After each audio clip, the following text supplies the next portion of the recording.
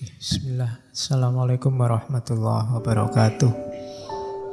Sumbernya sifat buruk, katanya Ibnu Miskaweh secara umum ya, orang itu sumber keburukan itu yang pertama kemarahan, yang kedua takut mati, yang ketiga kesedihan. Hati-hati kalau kamu sedang marah, atau sedang takut, atau sedang sedih. Pokoknya off dulu kalau sedang mengalami tiga hal itu. Karena biasanya pikiranmu tidak jernih. Yang keluar hal-hal buruk, tidak terkontrol. Kalau di Ibnu Miskaweh, kemarahan itu bisa melahirkan ujub, sombong, merasa besar, iftikhor, bermegah-megahan, cekcok, mirok, menang sendiri, lajat, muzah. Muzah itu ketawa-ketawa, gurau. Mak lampir itu kan kalau dia kan ketawa terus itu. Itu karena dia punya niat jahat, marah, ingin menyesatkan orang, terus dia mesti ketawa. Nah, hati-hati dengan orang yang ketawa terus. Ya ketawa ya sekali-sekali, ning ojo guyu terus. Mengeraskan hati kalau katanya Nabi. Muzah. Jadi biasanya orang marah juga begitu, menyepelekan orang. Jadinya muzah, menertawakan orang lain. Membohongi diri. Tidak sadar berapa kapasitasnya, merasa dia besar luar biasa, berhak balas dendam. Istihza, mencemooh orang lain, menertawakan orang atau menindas orang lain. Dan jangan mudah takut, termasuk takut mati. Mati itu tidak perlu ditakuti. Orang takut mati karena tidak tahu hakikat kematian, tidak tahu nanti setelah mati ada apa, tidak tahu kalau jiwa itu kekal. Menganggap mati itu berat luar biasa, takut siksaan setelah mati, tidak tahu yang dialami setelah mati, takut meninggalkan keluarga, harta, dan lain-lain. Tidak usah ditakuti. Belajarlah tentang kematian, nanti kamu akan paham. Ya nanti entah sesi kapan kita ngomong filsafat kematian.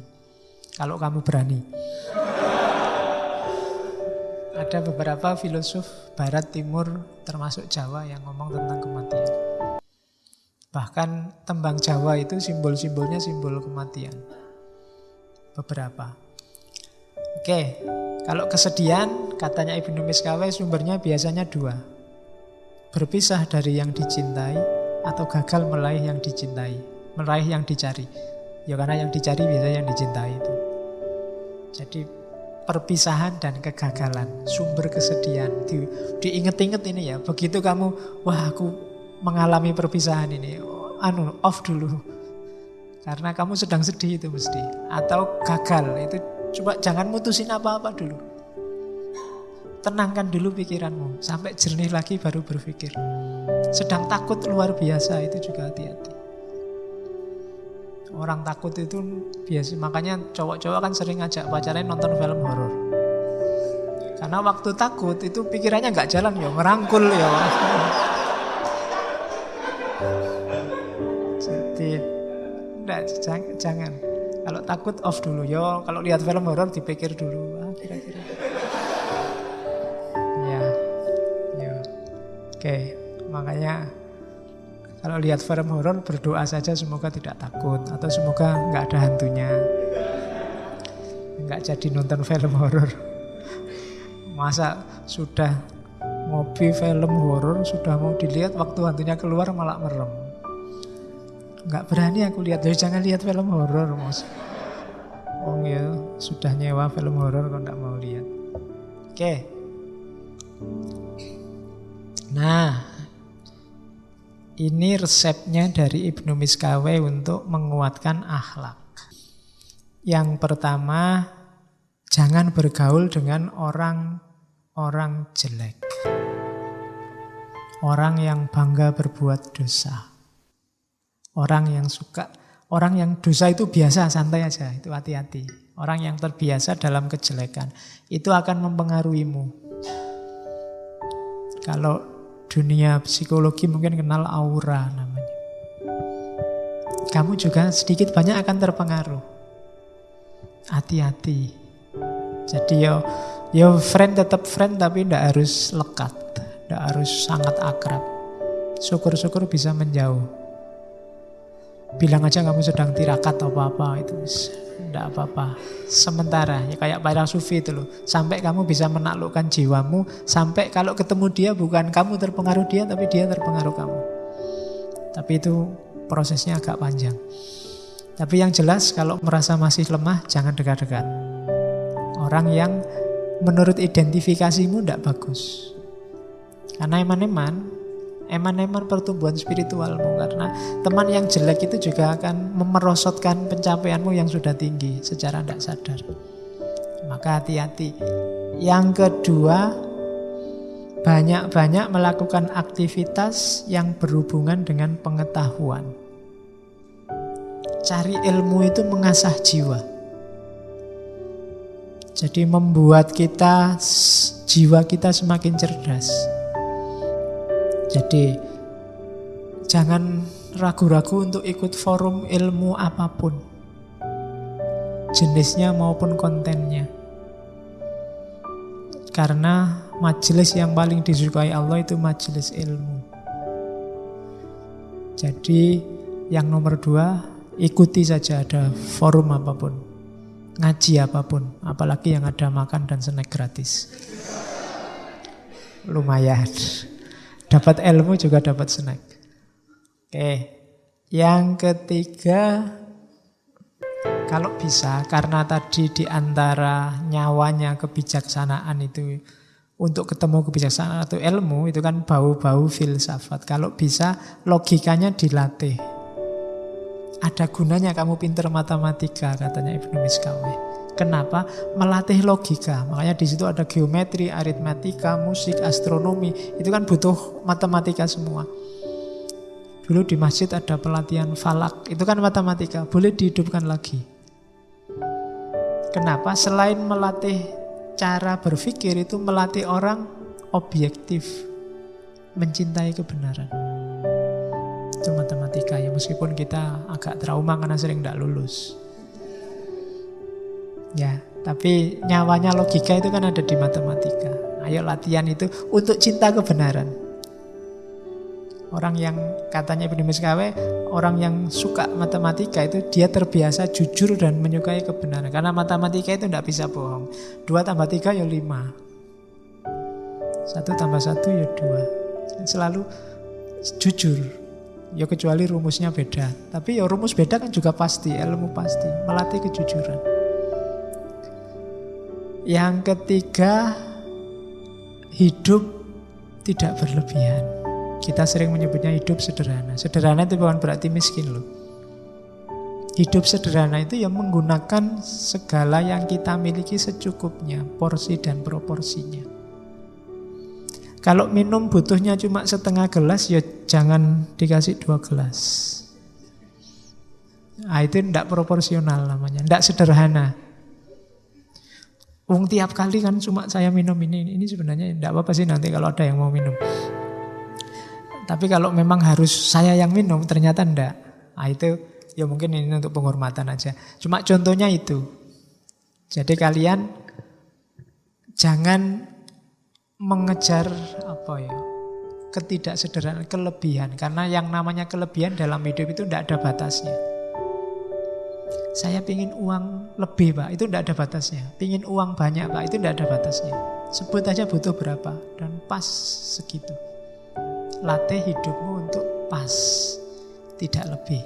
Pas pingin beli mobil ya duitnya pas. Pas pingin beli rumah ya duitnya pas itu. Itu pas namanya. Oke, ya kalau sudah punya mobil ya tidak usah gonta-ganti mobil lagi. Edisi terbaru, sudah punya HP pingin ganti HP baru lagi karena edisi baru. Samsung sudah sampai 9. Sekarang Apple sudah 10, sudah X ya. Kalau kamu ngikuti itu tidak ada batasnya. Kalau ada yang tanya, kok nggak beli S8? Saya nunggu sampai S27 besok. Itu masih S8 belum ada apa-apanya. Kamu belum mutahin, pokoknya besok S27 baru tak beli. Oke. Pokoknya tidak ada batasnya. Kamu kalau ngejar yang paling mutakhir ya 2 bulan lagi sudah nggak mutakhir lagi, itu sudah ada yang baru. Terus begitu. Kalau ngejar itu tidak ada habisnya. Sama kayak kamu nyari istri, nyari yang cantik Pak. Ini cantik loh. Enggak Pak, ada yang lebih cantik. Ya memang ada, tapi apa yang mau sama kamu? Oke. Jadi wis saonone lah, pas-pasan aja hidup itu. Nggak usah neko-neko. Terus latihan untuk tidak menggelorakan. Jadi tidak, orang itu marah itu manusiawi, tapi jangan digelorakan sendiri marah itu. Bisa enggak marah, tapi ini saya harus marah ini. Loh, kalau enggak marah ya jangan enggak harus marah. Enggak apa-apa. Kan sering kamu dengar temanmu begitu. HP ini error karena temannya. Wah, HP ku kok error, harus marah ini saya. Ya kalau enggak marah ya janganlah. Ya, kalau memang enggak marah ya enggak harus dipaksa untuk marah kok kalau memang enggak marah. Mungkin kamu jadi ya enggak harus marah, enggak apa-apa, wong duitku banyak, beli lagi. Nafsu juga begitu. Menggelorakan nafsu itu mancing-mancing nafsu biar bangkit. Kayak kamu suka download film-film itu jangan dibiasakan. Kenapa? Itu jenis menggelorakan. Ya kan? Termasuk jalan-jalan di mall, nonton barang baru, makanan enak, itu kan menggelorakan nafsu. Oh ya percuma kamu enggak kuat beli. Lah ya kan?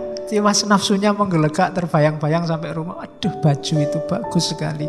Cuma kok ya 750.000. Ya, sedikit kamu gitu.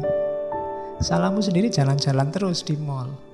Itu upaya minimalisir hal-hal yang bisa menggelorakan nafsumu. Latihlah jiwamu begitu. Terus kalau ada waktu, muhasabahlah, renungilah bagian-bagian tubuhmu tertentu. Tangan ini tak pakai apa aja ya seharian tadi. Kalau ada waktu gitu coba latih. Mulut ini sudah ngomong apa aja. Jari ini sudah ngomong apa aja. Kamu kan sekarang ngomongnya kadang pakai jari. Di laptop, di HP, ya kan? Ayo latihan itu. Yang baik-baik enggak, atau kalau jelek apa. Jadi perhatikan seluruh tindakan dan rencananya. Kamu habis ngomong apa? Ya yang mulutku ini kok bisa ngomong kayak gitu tadi ya. Padahal ya malu loh ya kalau. Gitu loh. Jadi muhasabah. Anggota tubuhmu dihitung-hitung lagi. Terus selalu ready for fight untuk musuh-musuh jiwamu. Serakah, amarah, pingin menang sendiri, sombong dan macam-macam. Jadi latihan. Yang terakhir itu unik. Manfaatkan musuh-musuhmu. Introspeksi diri. Kadang-kadang kita agak susah berpikir diri sendiri. Katanya Ibnu Miskaweh, kadang-kadang musuh kita itu lebih berguna. Karena musuh kita mengungkap kelemahan, kejelekan kita. Kalau teman masih basa-basi. Tapi kalau musuh, manfaatkan keberadaan musuh. Kalau nggak punya musuh, cari yang musuh. Biar bisa menunjukkan, kamu itu musuh itu kan gitu. Kalau ngomong terang-terangan, jelek ya kamu diomong jelek. Nggak jelek dicari-cari kejelekanmu. Daripada kamu capek muhasabah, saya jeleknya di mana ya Pak? Tanya musuhmu aja, lebih cepat. Musuhmu lebih tahu di mana jelekmu. Loh, kamu harus terima kasih ke dia loh. Terima kasih, saya kalau mikir sendiri nggak ketemu kejelekanku. Kamu sudah bantu berpikir tentang kejelekanku. Itu berguna untuk muhasabah, ada musuh. Kalau kamu dimaki-maki orang misalnya ngomong nggak aturan, itu umat Islam kan nggak boleh mulutnya gitu. Oh iya ya, jangan-jangan aku begitu. Ini kan alhamdulillah dia menunjukkan. Tadi kamu nggak sadar ngomong jelek, tapi gara-gara punya musuh. Nah, jadi itulah manfaatnya haters. Oh iya kan?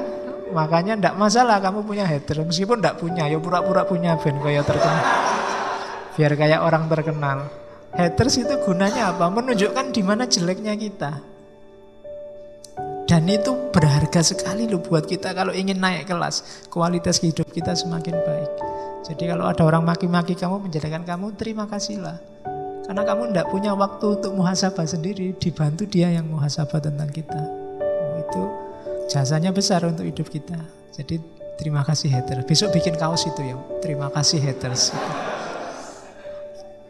Kamu membuka mataku tentang betapa aku ini banyak kejelekannya, kan gitu.